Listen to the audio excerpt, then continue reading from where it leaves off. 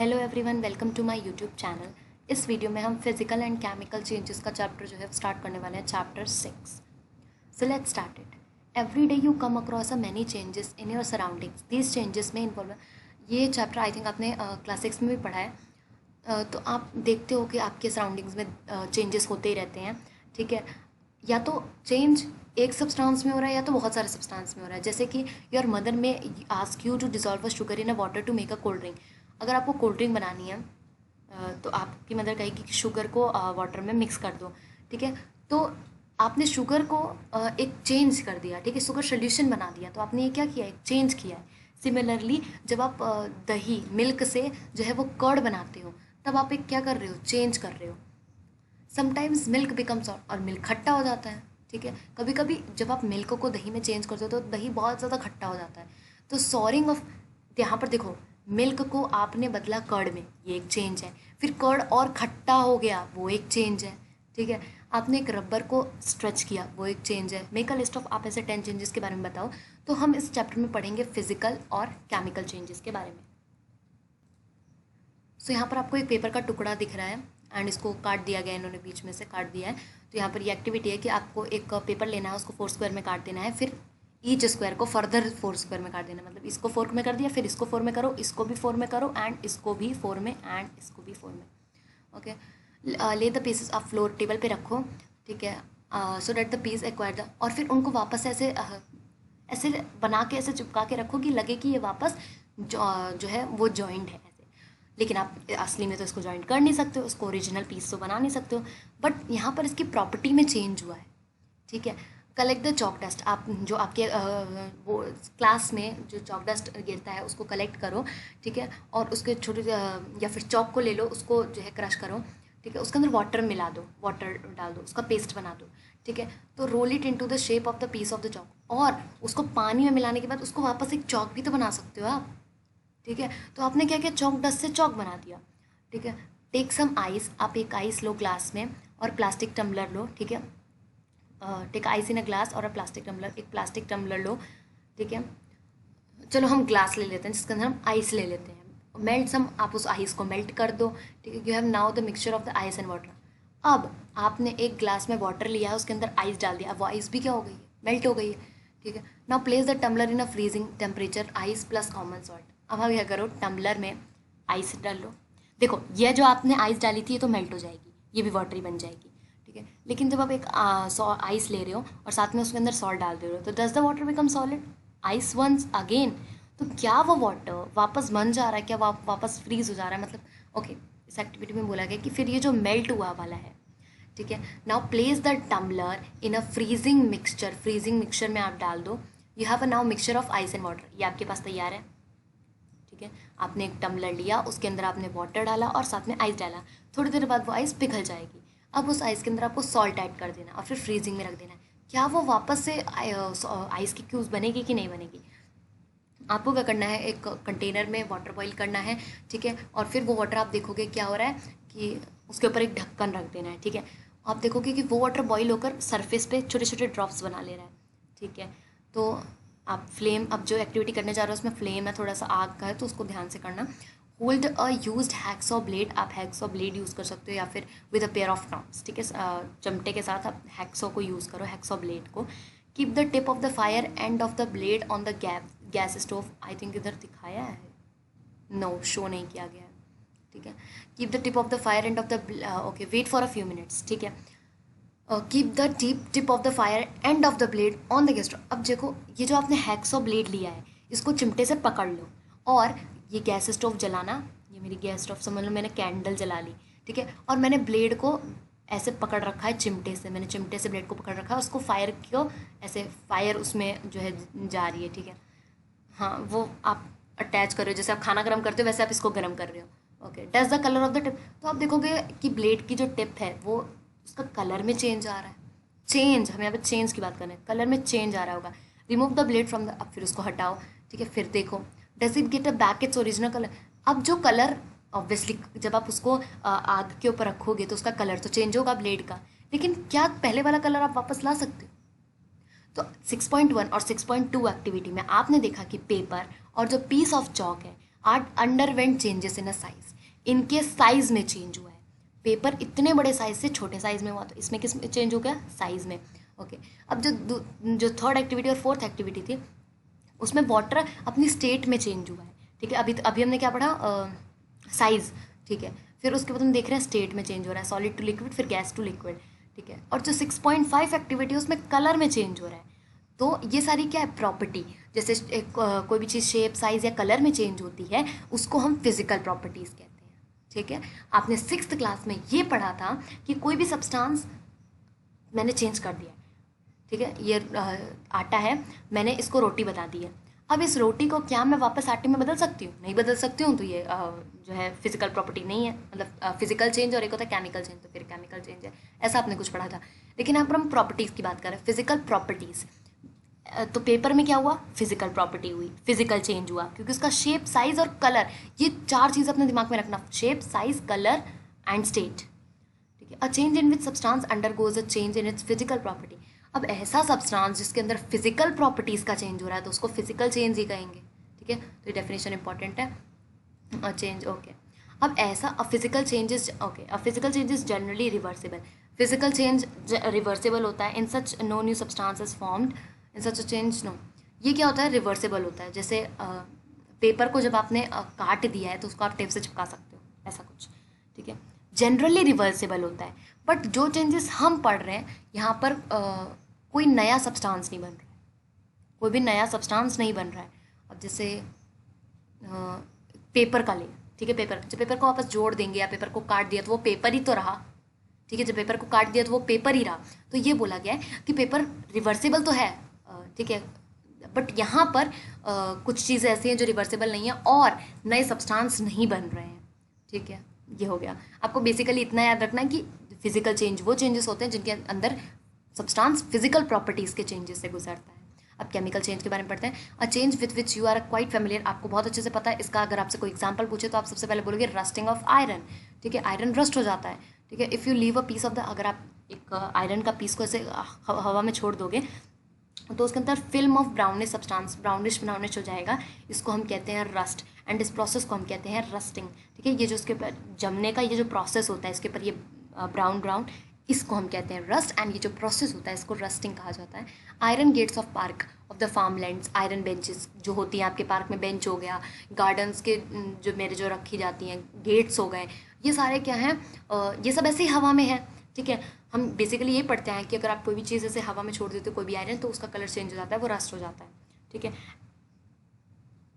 Sorry, at home you must have seen the shovels and the spit, आपने घर में shovels देखे होंगे, शॉवल वाला शॉवल नहीं, ठीक है, ऐसे कुछ इंस्ट्रूमेंट होता है, ठीक है, मतलब खोदने वगैरह के लिए।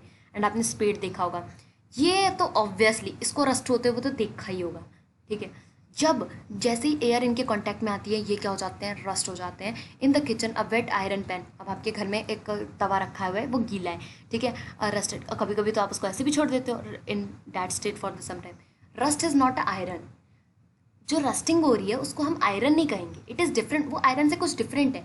देखो आयरन तो ये है ना, इसके ऊपर जो लेयर जब डिपॉजिट हो रही है वो रस्टिंग है, ठीक है। तो रस्टिंग आयरन नहीं है, वो रस्टिंग के ऊपर वो आयरन के ऊपर हो रही है, it is different from iron on which it gets deposit, okay. अब यहाँ पर एक एक्टिविटी है, क्वेश्चन लेना है आपको, ठीक है। ऑब्वियसली आप यहाँ पे बर्निंग है तो आप किसी बड़े से करवाइए। Get a small piece of the thin strip, आप एक रिबन ऑफ मैग्नीशियम होता है, मैग्नीशियम का एक रिबन होता है, आपके स्कूल में एक्टिविटी पक्का करवाई जाएगी।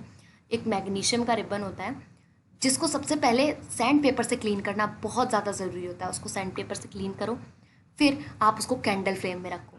बहुत ही इंटरेस्टिंग एक्टिविटी है। जैसे आप उसको कैंडल फ्लेम में, वो इतनी, जब वो जलेगी ना एकदम वाइट, ब्रिलियंट वाइट लाइट वो देगी, ठीक है।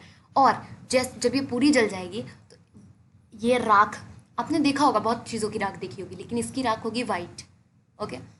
तो आपने क्या किया, मैग्नीशियम को, जो आपके पास मैग्नीशियम रिबन थी, उसको क्या किया, ऑक्सीजन के साथ, हवा के साथ रिएक्ट करवाया। आग में भी तो हवा होती है ना, ठीक है।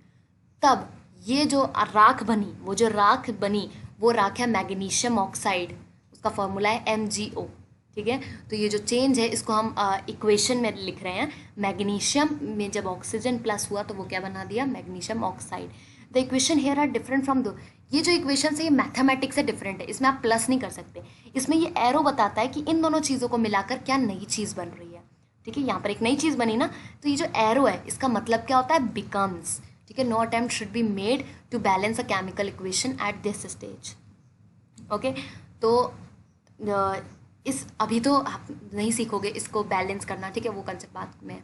तो आपने समझ लिया कि मैग्नीशियम रिबन को लो, सैंड पेपर से अच्छे से क्लीन करो एंड उसको कैंडल के पास लेकर जाओगे तो बहुत ही ब्रिलियंट वाइट लाइट निकलेगी एंड फिर ये जलने के बाद एक वाइट कलर का ऐश छोड़ेगी। ठीक है, मैग्नीशियम प्लस ऑक्सीजन, जब मैग्नीशियम ऑक्सीजन के साथ जाता है तो मैग्नीशियम ऑक्साइड में बदल जाता है। Collect the ash and mix it with the small amount of water. अब ये जो ऐश आपका आया है ना, ये जो राख आई है, इसको पानी में मिला दो। ठीक है, stir the mixture aqua solution. तो ऑब्वियसली जब आप किसी भी चीज़ को पानी में मिला रहे हो तो उसको हम एक नाम देते हैं aqua solution, don't be confuse. ठीक है, test the mixture with the blue and. अच्छा, अब जो आपके पास मिक्सचर आया, अब मिक्सचर कैसा है, आपके पास ऐश है, ठीक है, उसमें आपने वाटर मिला दिया है। अब आप उसको लिटमस पेपर से टेस्ट करो। दस the mixture turns red litmus blue. क्या मिक्सचर रेड से ब्लू में बदल जाता है या फिर मिक्सचर ब्लू से रेड में बदल जाता है?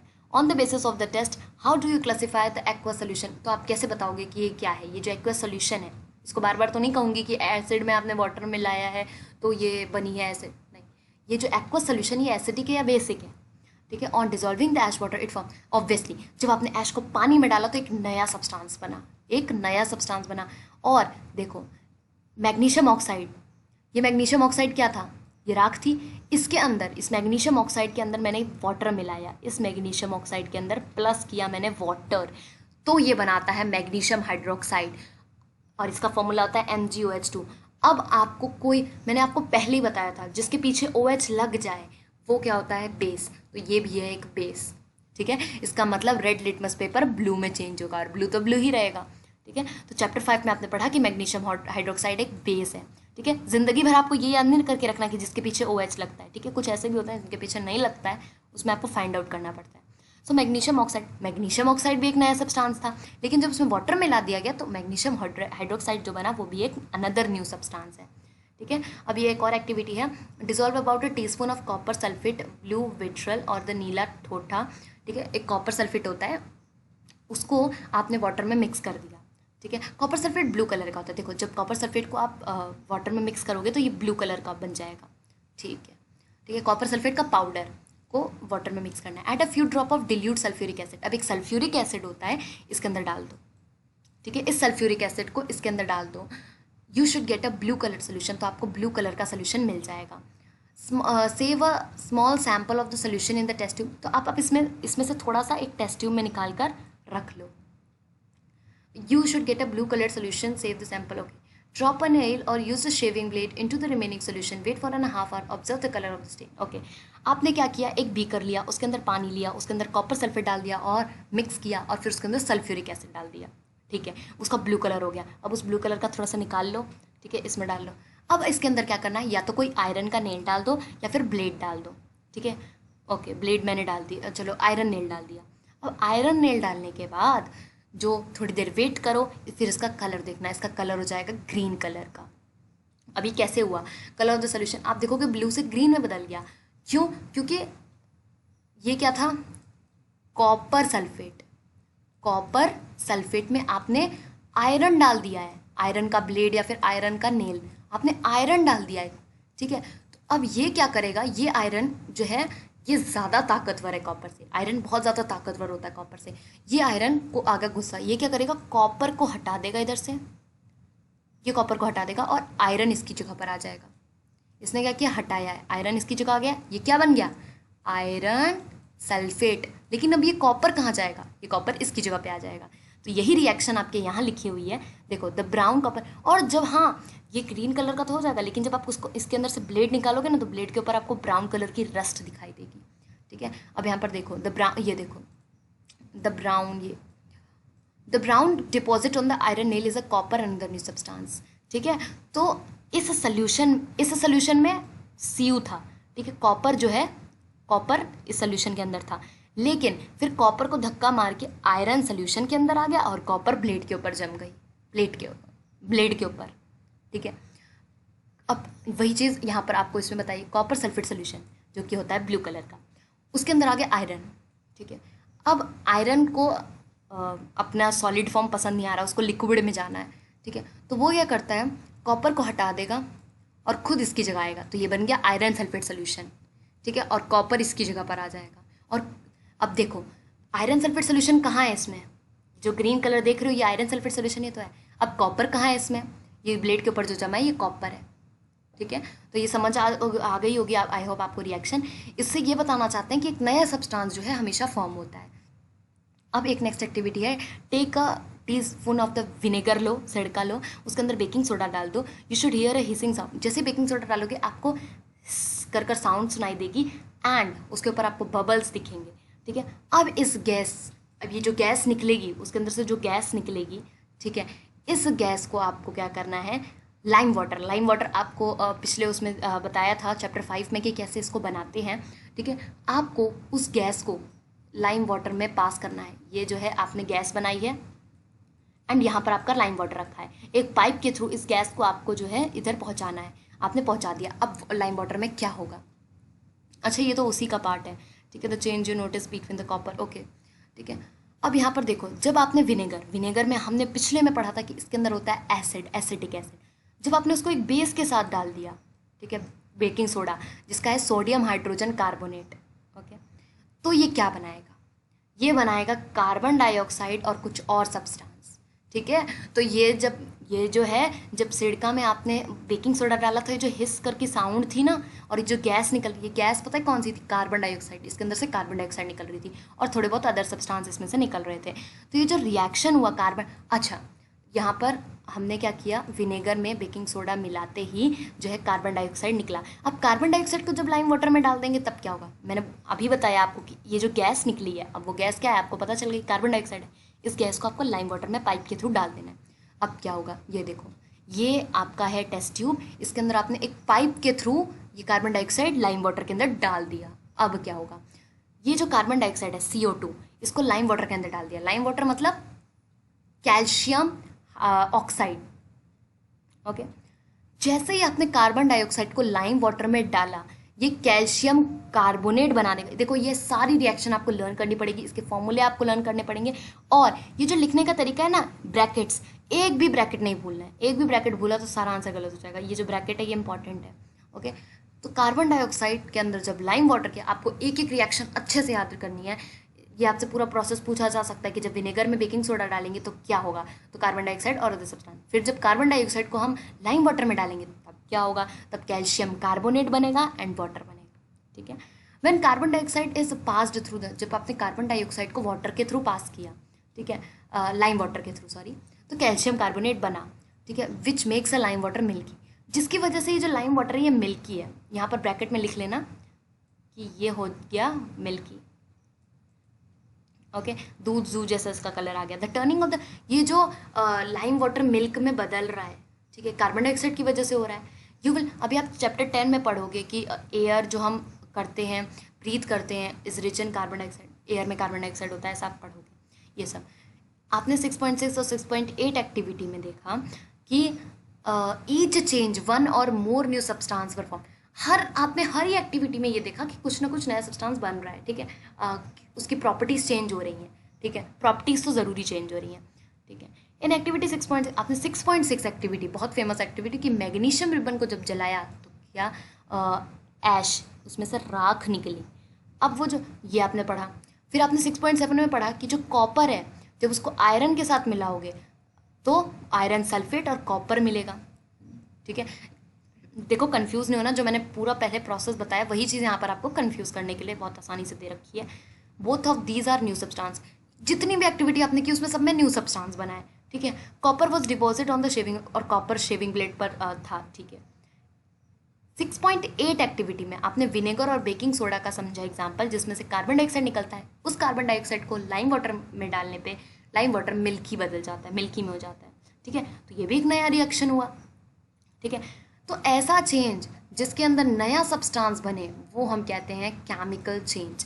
अब आप बोलोगे ऊपर जितनी हमने ये केमिकल चेंज से मैग्नीशियम रिबन के पहले वाली जितनी एक्टिविटी पढ़ी, पेपर काटने वाली, इन एक्टिविटीज़ में तो नया सब्सटेंस नहीं बन रहा था। लेकिन उनका कुछ प्रॉपर्टी चेंज हो रहा था, तो जिसमें प्रॉपर्टी चेंज हो उसको हम फिजिकल चेंज कहते हैं। वैसे आप ये पढ़ते आए हो कि फिजिकल चेंज में नई चीज़ बनती है, फिर हम अगर उसको वापस चेंज कर लेते हैं तो वो ठीक है। अब मैं आपको कंफ्यूज नहीं करूँगी, सिंपल सी चीज़ है। ऐसे सब्सटेंस जिनमें फिजिकल प्रॉपर्टीज चेंज हो उनको हम कहते हैं फिजिकल चेंज, और ऐसे सब्सटेंस जिसमें नई चीज़ें बनती है उनको हम कहते हैं केमिकल चेंज। ठीक है, केमिकल चेंज को हम केमिकल रिएक्शन से दर्शाते हैं। Chemical change are very important in our life, chemical change हमारी लाइफ में बहुत इंपॉर्टेंट होते हैं। All new substance are formed as the result of chemical changes. ठीक है, हमारी लाइफ में आसपास हमारी बॉडी के अंदर डाइजेशन हो रहा है, ये भी क्या है, एक केमिकल चेंज है। एंड फ्रूट पक रहे हैं, ये भी एक केमिकल चेंज है। ग्रेप्स फर्मेंटेशन हो रहा है, ये भी एक केमिकल चेंज है। सब कुछ केमिकल चेंज है। A medicine is the end of the product of the chemical reaction, और मेडिसन वो तो है ही chemical change. Useful new material such as a plastic and detergent, जो प्लास्टिक होता है आप लाते हो घर पे, डिटर्जेंट्स लाते हो, ये सब केमिकल रिएक्शंस के से ही बने हैं। तो आपके आसपास पूरे सराउंडिंग में केमिकल चेंज है। Every new material is discovered by studying chemical changes. जितनी भी नई चीज़ें बनाई गई हैं वो इन केमिकल चेंजेस को पढ़कर ही बनाई गई हैं। ऐसे आगे आपको बहुत सारी रिएक्शन पढ़नी पड़ेगी, एंड इनके ये जो छोटे छोटे फॉर्मूले हैं ये भी लर्न करने हैं। We have seen that one or more new substance are produce in the chemical change. आपने देखा कि हर एक नया सब्सटेंस बनता है द फॉलोइंग वे में कंपनी। ओके, हीट हीट निकल रही है, लाइट हो रही है, या फिर कुछ भी आप अल्ट्रा वायलेट देख रहे हो, may be given of observe. आपने ये लोग बताना चाहते हैं कि आपने अभी तक जितने भी केमिकल रिएक्शंस किए उसमें किसी में हीट निकल रही है, किसी में लाइट निकल रही है, या किसी में अल्ट्रा वायलेट रेज निकल रही है। ठीक है, ठीक है, या फिर कुछ हीट एब्जॉर्ब हो रही है, हीट निकल रही है। तो ये सारा कब होता है, जब कोई केमिकल रिएक्शन होता है। आपने एक में ये देखा कि हिस करके साउंड निकल रही है, तो जब किसी चीज़ में साउंड निकलती है तो वो केमिकल रिएक्शन होता है।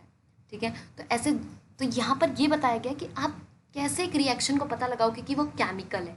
अगर उसमें हीट निकल रही है, एब्जॉर्ब हो रही है, तो लाइट निकल रही है, एब्जॉर्ब हो रही है, तो ठीक है, साउंड अगर उसमें निकल रही है तब तो वो पक्का ही केमिकल रिएक्शन है। A change in a smell में टेक प्लेस, और अ न्यू स्मेल में भी स्मेल में चेंज हो रहा है। अगर आपका जो सोल्यूशंस है उनमें स्मेल में चेंज हो रहा है, तो अ कलर चेंज अगर आपका हो रहा है, गैस निकल रही है, ये सारी चीज़ें। कलर चेंज किस में हुआ था, आयरन ये वाली एक्टिविटी में गैस किस में हुई थी, गैस निकली थी वो हिसिंग साउंड के साथ। अगर ये सारी चीज़ें हो रही हैं तो एक केमिकल चेंज हो रहा है। तो कुछ एग्जांपल को देखते हैं। आपने देखा कि बर्निंग ऑफ मैग्नीशियम रिबन एक केमिकल चेंज है। बर्निंग, जब आप किसी कोयले को जलाते हो, किसी वुड को जलाते हो, या किसी लीफ को जलाते हो, तो एक केमिकल चेंज है। बर्निंग ऑफ एनी, जब आप किसी सब्सटेंस को भी जलाते हो तो वो भी एक केमिकल चेंज है। Burning is always accompanied by the, देखो जब आप कोई चीज़ जला रहे हो तो उसमें तो पक्का हीट निकलनी है। जैसे ही आप किसी चीज़ को जलाते हो तो समझ जाओ कि हाँ तो केमिकल चेंज हो ही रहा है। ओके, तो ये एक इम्पॉर्टेंट लाइन है। Okay, explosion of the firework is a chemical. Okay, just let me check. Okay, okay. Explosion of the firework, आप पटाखे जला रहे हो वो भी है एक केमिकल चेंज। ठीक है, एक्सप्लोजन, उसमें हीट निकल रही है, लाइट निकल रही है, साउंड भी आ रही है, गैसेस निकल रही हैं, तो पक्का ही केमिकल चेंज है। ठीक है, तो आपके पेपर में केमिकल चेंजेस के एग्जांपल पूछेंगे एंड बोलेंगे कि वो केमिकल चेंज है कैसे। तो आप फायरवर्क का लिख सकते हो जिसमें हीट निकल रही है, लाइट निकल रही है, साउंड निकल रही है, एंड अनप्लेजेंट गैसेज निकल रही है। अनप्लेजेंट गैसेज मतलब वो गैसेज जो हमें नहीं चाहिए। ठीक है, तो that is why your advice, तो इसलिए हमें फायर क्रैकर्स के साथ नहीं खेलना चाहिए। ओके, और जितनी भी फायर की चीज़ें होती है, व्हेन फूड, जब खाना आपका ख़राब हो जाता है तो उसके अंदर से गंदी स्मेल आती है, ये केमिकल चेंज है। आपने देखा होगा कि जब आप एप्पल जो है कट करते हो, जैसे ही एप्पल कट करोगे, आप बैंगन कट करोगे, तो वो जो है थोड़ी देर बाद अपने आप ब्राउन कलर में चेंज हो जाता है, ये केमिकल चेंज है। ठीक है, if you have not seen the change in colour, अगर नहीं किया है तो कट करके देखना। ठीक है, और उसके साथ देखो पटेटो भी कलर चेंज करता है, ब्रिंजल भी। तो चेंज, ये जो कलर चेंज हो रहा है, ये सब जो प्रोसेस हो रहे हैं, ये सारे केमिकल चेंज है। इन चैप्टर 5 में आपने देखा neutralise an acid with base. ठीक है, आपने चैप्टर 5 पढ़ा होगा, उसमें मैंने अच्छे से एग्जाम्पल के साथ एक्सप्लेन किया है न्यूट्रलाइजेशन। ठीक है, अब ये न्यूट्रलाइजेशन भी ऑब्वियसली एक केमिकल चेंज ही है। A protective shield, you must have heard the ozone layer, आपने ओजोन लेयर के बारे में तो पक्का सुना होगा कि हमारे अर्थ के आसपास एयर की लेयर है। ठीक है, जिसके ऊपर ओजोन लेयर भी है। ये अर्थ है, इसके ऊपर एटमॉस्फेयर की लेयर तो है, साथ में ओजोन की भी लेयर है। अब ये जो ओजोन की लेयर है ये क्यों है, क्योंकि कुछ अल्ट्रा वायलेट रेडिएशंस ये एक हार्मफुल अल्ट्रा वायलेट रेडिएशंस होती हैं, जिनको हम इतना बड़ा नाम नहीं लेते तो हम यूवी रेस कहते हैं। ये यूवी रेस आती हैं, और अगर ये हमारे धरती के अंदर घुस गई तो ये लोगों को हार्म पहुंचा सकती हैं। तो ये जो ओजोन लेयर होती है ये हमें इनसे बचाती है। ठीक है। Ozone absorb the radiation and break down to oxygen. तो ये क्या करती है, ये हार्मफुल रेस को अपने अंदर एब्जॉर्ब कर कर ऑक्सीजन में बदल देती है, और वो ऑक्सीजन हमारे लिए कितना यूजफुल है। ऑक्सीजन इज डिफरेंट, ऑक्सीजन अलग चीज़ है, ओजोन अलग चीज़ है, ठीक है। ऑक्सीजन को हम शॉर्ट फॉर्म में ऐसे लिखते हैं O2, बट ओजोन को हम शॉर्ट फॉर्म में O3 लिखते हैं, ठीक है। बहुत अलग चीज़ है ये दोनों। Can we call the breaking down of ozone? देखो ये जो ओजोन लेयर कर रहा है, ये ऑक्सीजन में बदल रहा है, ये भी एक केमिकल चेंज है। यस, केमिकल चेंज है। इफ अल्ट्रावायलेट रेडिएशंस पर नॉट, अगर ये अल्ट्रावायलेट रेडिएशंस ये ओजोन लेयर ना एब्जॉर्ब करता तो हमारे अर्थ सरफेस में घुस जाती एंड ये हमें बहुत ही ज़्यादा हार्म पहुंचाती। तो ओजोन एक तरीके से हमारे लिए क्या है, नेचुरल शील्ड है, भगवान ने बनाई है ऑलरेडी, ठीक है। अब यहाँ पर पहले का क्वेश्चन, हमने चैप्टर 1 में पढ़ा कि जो प्लांट है वो अपना खाना फोटोसिंथेसिस कर दे, तो फोटोसिंथेसिस भी एक केमिकल चेंज है। तो यस, केमिकल चेंज है, उसमें एक केमिकल इक्वेशन हो रही है, प्रोसेस हो रहा है, ठीक है। तो ये भी है। रस्टिंग ऑफ आयरन, अब rusting of iron, let us back to rusting. अब हम वापस रस्टिंग पे चलते हैं। ये एक ऐसा चेंज है जो कि आयरन की चीज़ों को इफेक्ट करता है, ठीक है, उनको डिस्ट्रॉय कर देता है, ठीक है। आयरन ब्रिजेस में यूज़ होता है, शिप्स में यूज़ होता है, कार्स में। देखो आपने इतने बड़े बड़े ब्रिजेस देखे ना, वो बहुत सुंदर लगते हैं, इतने सालों हो गए हैं फिर भी वो इतने सुंदर लगते हैं। उनको इतना अच्छा कैसे रखा जाता है? बल्कि हमने तो पढ़ा है कि रस्टिंग जो है हो जाती है, तो उनको कैसे बचा के रखा जाता है? देखो सबसे पहले तो रस्टिंग समझ लो। आयरन है, ये आयरन का फॉर्म सिंबल है, ठीक है, फी। ओके, जब आयरन को हवा मिली और वाटर मिला, जैसे वाटर, अब आपको बोलोगे वाटर कहाँ से मिला, ब्रिज के ऊपर वाटर डाला जाता है? नहीं, हवा में ही प्रेजेंट होता है वाटर, और जब बारिश होती है तो जब ऑक्सीजन उसको मिलता है तो वो रस्ट फॉर्म कर देता है। रस्ट में क्या होता है, Fe2O3, ठीक है।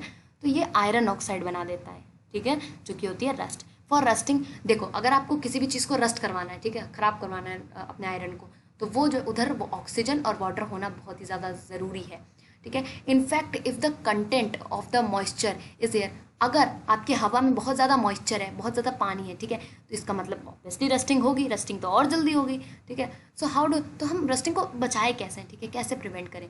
तो prevent iron articles from coming in contact with, तो हमको बचाना है। तो एक सिंपल सा वे होता है जो ज़्यादा से ज़्यादा लोग यूज़ करते हैं, पेंट कर देते हैं। आपके घर में मोस्टली जब आपका कूलर रस्ट होता है तो आप उसको पेंट कर देते हो, ठीक है, ये एक तरीका है। This course should be applied. और ये क्या है कि अब देखो, अब आप सोचते होगे कि अच्छा कूलर को तो हम बार बार पेंट कर देते हैं, लेकिन इतने बड़े ब्रिजेस जो आयरन से बने होते हैं उनको तो बार बार पेंट नहीं किया जाता है, ठीक है। तो अनदर वे, तो दूसरा तरीका है कि आप उनके ऊपर मेटल की कोटिंग कर देते हो। अब समझ लो ये एक ब्रिज है, इस ब्रिज के ऊपर मैंने क्रोमियम, जिंक या फिर जिंक की, क्रोमियम में या फिर जिंक की कोटिंग कर दी, मतलब आयरन के ऊपर, एक मेटल के ऊपर दूसरा मेटल चढ़ा दिया, जिसकी वजह से एक लेयर बना दी, जिसकी वजह से वो नहीं होगी rusting. Oh, that is why my friend Rita is always complaining about the iron articles rusting so fast. She lives near the coast. Obviously, अगर आप एक बीच के पास में रह रहे हो तो उधर का हवा तो उधर की जो हवा है वो तो बहुत ही ज़्यादा उसमें नरम होगा, ठीक है, मॉइस्ट होगी, तो वो जल्दी चीज़ों को ख़राब करेगी, ठीक है। अब ये जो प्रोसेस आप कर रहे हो, ये जो प्रोसेस आप कर रहे हो, आप एक मेटल के ऊपर एक और मेटल चढ़ा रहे हो, और वो मेटल कौन सा है? Zinc, specifically zinc. इस प्रोसेस को हम गैल्वेनाइजेशन प्रोसेस कहते हैं, ठीक है। ये प्रोसेस आपको आगे भी पढ़ाया जाएगा and it is very important and ये पेपर्स में पूछा जाता है। द आयरन पाइप्स व्यू, जो आयरन की पाइप्स हम यूज़ करते हैं अपने घर में, इनको क्या किया जाता है? गैल्वेनाइज्ड किया जाता है, क्योंकि बार बार पेंटिंग करने तो घर का वो खोदेंगे नहीं, ठीक है। You know that the ships, जो शिप्स बनाई जाती हैं under water on the part above the water drops clinging to the ships outer surface. देखो आधा हिस्सा जो है शिप्स का डूबा रहता है, आधा ही ऊपर रहता है। तो moreover the water of the sea contains many salt. अब देखो बहुत सारी नदियाँ ऐसे होते हैं जिनके अंदर क्या होता है? सॉल्ट होता है, खारा पानी होता है। तो the salt water make the process of rust formation. अगर आप शिप ऐसे पानी में चला रहे हो जो खारा पानी है, तो और भी ज़्यादा तेज़ी से रस्टिंग होगी, तो शिप को बहुत ज़्यादा सफ़र करना पड़ता है रस्टिंग से, ठीक है। ऑब्वियसली हम उसको पेंट किए करते हैं, ठीक है, पेंट करते हैं और यूज़ करते हैं। जैसे यहाँ पर देखो, stainless steel is made by mixing of the iron with the carbon and metal. अच्छा, हमारे घर में जो कुछ कुछ आयरन की चीज़ें होती हैं वो भी ख़राब नहीं होती, और स्टेनलेस स्टील जो होती है वो भी ख़राब नहीं होती। क्यों नहीं होती? क्योंकि उसके अंदर हम आयरन, कार्बन और बहुत सारे मेटल्स को एक साथ मिक्स कर और सारे मेटल्स में आता है क्रोमियम, निकल, मैंगनीज, ठीक है। आयरन को ले लिया, कार्बन को ले लिया, क्रोमियम को ले लिया, निकल को एंड मैंगनीज को, हम इन सब को मिक्स कर और स्टील को मिक्स कर स्टेनलेस स्टील के बर्तन बनाते हैं, ठीक है, जो रस्ट नहीं करते। आप ये मत सोचो कि सिर्फ आयरन ही रस्टिंग करता है, सिल्वर की भी रस्टिंग होती है, ठीक है, कॉपर की भी रस्टिंग होती है, सबकी रस्टिंग होती है, ठीक है, तो स्टेनलेस स्टील की भी होती होगी। तो ये ना रस्ट करे, इसलिए हम इन सारे मेटल्स को मिक्स कर कर एक नया मेटल तैयार करते हैं, ठीक है, जो हमें यूज़ होता है। अभी क्रिस्टलाइजेशन प्रोसेस है, बहुत ही ईजी एंड लास्ट प्रोसेस है और बहुत छोटा प्रोसेस है। क्लास 6 में आपने देखा था कि जो सॉल्ट है उसको हम एवेपोरेट, आप क्या करते हो, ये नदी है, नदी से आपने सॉल्ट बना लिया, ये है आपका सॉल्ट।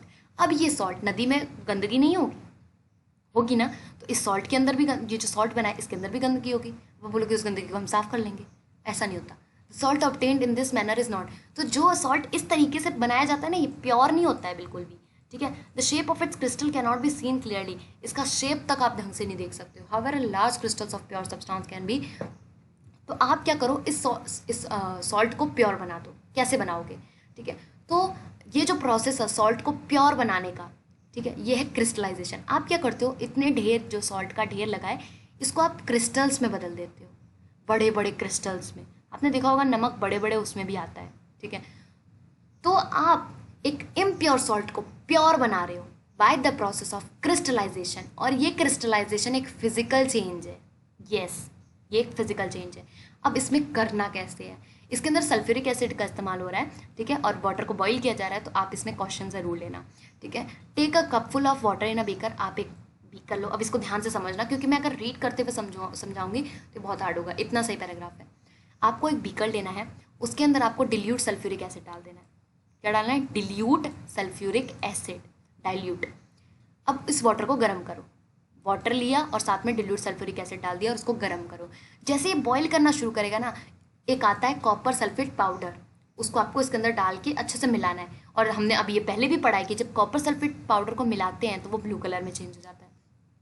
तो आपको कुछ ऐसा दिखेगा जब आप डिल्यूट सल्फ्यूरिक एसिड के अंदर कॉपर सल्फेट डालोगे, ठीक है, और उसको मिलाओगे। Continue adding copper sulphate powder till no powder can be dissolve, और इतना कॉपर सल्फेट डालो, इतना कॉपर सल्फेट डालो कि कॉपर सल्फेट मिक्स ही ना हो, ठीक है, ऐसी स्टेज आ जाए कि वो मिक्स ही ना हो, ठीक है। ये जो प्रोसेस मैं आपको बता रही हूँ ऐसा ही हम सेम सॉल्ट के साथ करते हैं। हम एक वो बीकर लेते हैं, उसके अंदर हम वाटर डालते हैं और सॉल्ट को हम तब तक डालते रहते हैं जब तक सॉल्ट उसके अंदर ऐसी कंडीशन में ना आ जाए, मिक्स ही ना हो, ठीक है, सैचुरेटेड सोल्यूशन है ना। Okay, filter. अब ठीक है, मैंने इसको इस स्टेज सैचुरेटेड बना दिया, मतलब इतना कॉपर सल्फेट डाला, इतना कॉपर सल्फेट डाला कि ये मिक्स ही नहीं हो रहा है, ठीक है। अब मैंने इसको छान लिया, ठीक है, फिल्टर द सोल्यूशन, उसको ठंडा होने दो। जब आप इसको ठंडा होने दोगे तो आप देखोगे इसके बड़े बड़े क्रिस्टल्स नीचे बनेंगे, ठीक है। अगर नहीं बन रहे हैं तो थोड़ी देर और वेट करो, बन जाएंगे। ऐसा ही हम सॉल्ट के साथ करते हैं। जब हम ऐसा करते हैं तो सॉल्ट के भी बड़े बड़े क्रिस्टल्स बन जाते हैं और फिर ये बड़े बड़े क्रिस्टल्स हो जाते हैं pure. You have learn about the physical, आपने केमिकल चेंज के बारे में पढ़ा, फिजिकल चेंज के बारे में पढ़ा, ठीक है। अब आप और भी चेंजेस अपने आसपास ढूंढते रहो, देखते रहो, ठीक है। अब कीवर्ड्स हैं chemical change, chemical reaction, crystallisation, galvanisation, physical change, rusting. अब आपने क्या पढ़ा, चेंजेस दो तरीके के होते हैं, physical and chemical. Physical changes वो चेंज होते हैं जिनके अंदर फिजिकल प्रॉपर्टीज होती है। सब्सटेंस में अगर कोई भी फिजिकल प्रॉपर्टी चेंज हो रही है तो वो क्या हुआ, physical change. And physical changes में कोई नया सब्सटेंस नहीं बनता है, कोई नया सब्सटेंस नहीं बनता है, एंड ये चेंजेस होते हैं रिवर्सेबल, ठीक है। और केमिकल चेंज में नया सब्सटेंस ही तो बनता है। सब्सटेंस कैन बी, अच्छा, एक सब्सटेंस जिसको आप प्योर स्टेट में ला रहे हो उसके सोल्यूशन से।